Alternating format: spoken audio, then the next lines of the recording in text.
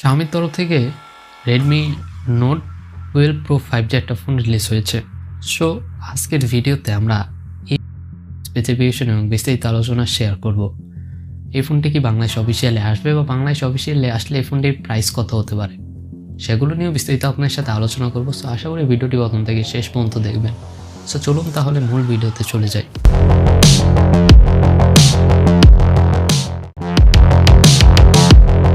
So প্রথমেই বলতে হয় ফোনটির ডিজাইন এবং বিল্ড কোয়ালিটির কথা, কারণ Xiaomi এবার ডিজাইন এবং বিল্ড কোয়ালিটিতে বিশেষ কিছু রেখেছে। আর ফোনটির পেছনের ব্যাকের দিকে দেখলেও কিন্তু যথেষ্ট ইন্টারেস্টিং লাগছিল আমার কাছে।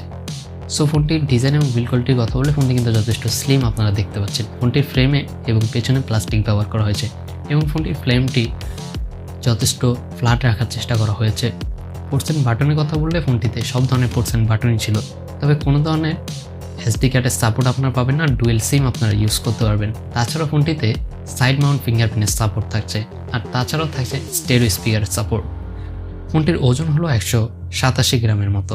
সো বুঝতেই পারছেন ফোনটি যথেষ্ট স্লিম রাখার চেষ্টা করা হয়েছে। তাছাড়াও ফোনটিতে ভালো একটা দিক হলো 3.5mm জ্যাক রয়েছে, যেটা আমরা অধিকাংশ ফোনেই দেখে থাকি না এই টাইমে। ফোনটি আপনারা 3টা কালারে পেয়ে যাচ্ছেন, পার্পেল, ব্লু, ব্ল্যাক এবং হোয়াইট কালার। আর ফোনটিতে কিন্তু স্টেরিও স্পিকারের সাপোর্টও থাকছে। সো ওভারঅল ডিজাইন এবং বিল্ড কোয়ালিটির কথা বললে ফোনটির লুক, ডিজাইন, বিল্ড কোয়ালিটি সব দিকেই কিন্তু আমি বলবো পারফেক্ট একটা ফোন ছিল। তো এবার আসা যাক ফোনটির ডিসপ্লের প্রসঙ্গে আসলে ফোনটিতে ব্যবহার করা হয়েছে 6.67 ইঞ্চের একটা ওয়েলেড প্যানেল, যেখানে 1 বিলিয়ন কালার সাইজ সাপোর্ট থাকছে এবং 120 হার্জের রিফ্রেশ রেট থাকছে। তাছাড়াও ডিসপ্লেতে আপনারা ডলবি ভিশনের সাপোর্ট পাবেন এবং HDR10+এর সাপোর্ট তো থাকছেই। ফোনটির রেজলিউশনের কথা বললে 1080x2400 পিক্সেল থাকছিল ফোনটির ডিসপ্লে রেজলিউশন, এবং ফোনটির চিন এবং বেজেলস অ্যাভারেজ ছিল। 86.7% ছিল ফোনটির screen two body ratio.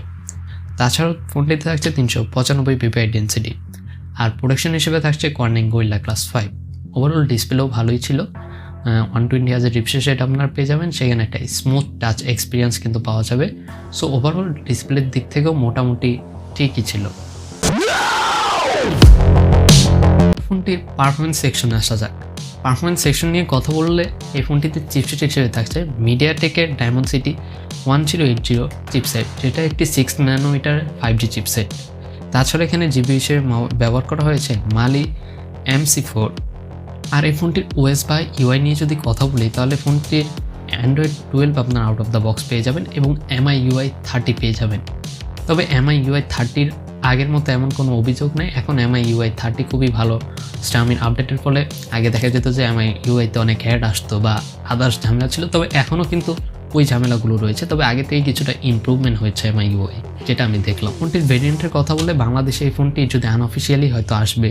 So unofficially আসলে এই ফোনটি 2টা ভেরিয়েন্টে পাওয়া যেতে পারে, 6128 এবং 8128। আর যদি অফিসিয়ালি আসে তাহলে এই 2টা ভেরিয়েন্ট আসার সম্ভাবনাই সব থেকে বেশি, তবে আরেকটা ভেরিয়েন্টও আসার সম্ভাবনা আছে। ফোনটির স্টোরেজ ভেরিয়েন্ট থাকছে UFS 2.2। সো এবার ফোনটির ক্যামেরা সেকশনে আসা যাক। ফোনটির পেছনে ট্রিপল ক্যামেরা সেটআপ ব্যবহার করা হয়েছে, যেখানে প্রাইমারি থাকছে 50 মেগাপিক্সেলের।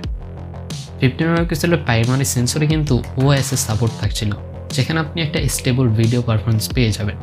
তাছাড়াও থাকছে 2 মেগাপিক্সেলের আল্ট্রা ওয়াইড এবং 2 মেগাপিক্সেলের ম্যাক্রো সেন্সর।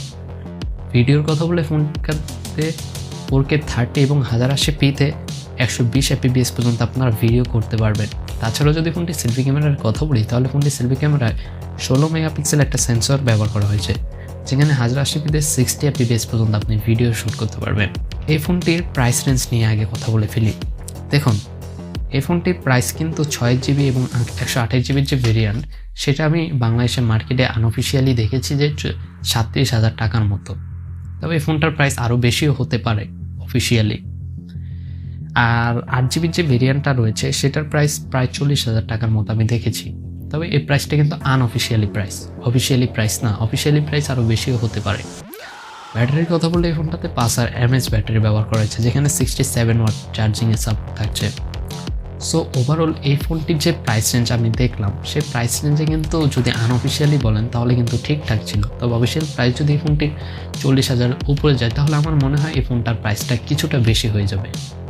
তবে আনঅফিসিয়ালি ফোন কেনার থেকে আমি আপনাকে সাজেস্ট করব যে যেহেতু এটা শাওমির ফোন, আপনি অফিসিয়ালি কেনার চেষ্টা করেন, কারণ শাওমি ফোনে এখন অনেক ধরনের প্রবলেম দেখা দিয়েছে, ইউআই বলেন।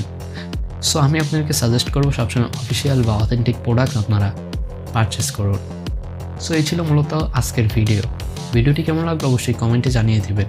আর তাছাড়াও আমাদের যদি ভিডিওতে কোনো ভুল হয়ে যায় তাহলে অবশ্যই কমেন্টে জানাবেন। যে কোনো সমস্যার জন্য অবশ্যই আমাদেরকে টুইটার এবং ইনস্টাগ্রামে নক করতে পারেন। দেখা হয়ে যাবে নতুন কোনো ভিডিওতে ভিন্ন কোনো বিষয় নিয়ে। সকলেই ভালো থাকবেন, সুস্থ থাকবেন। আসসালামু আলাইকুম।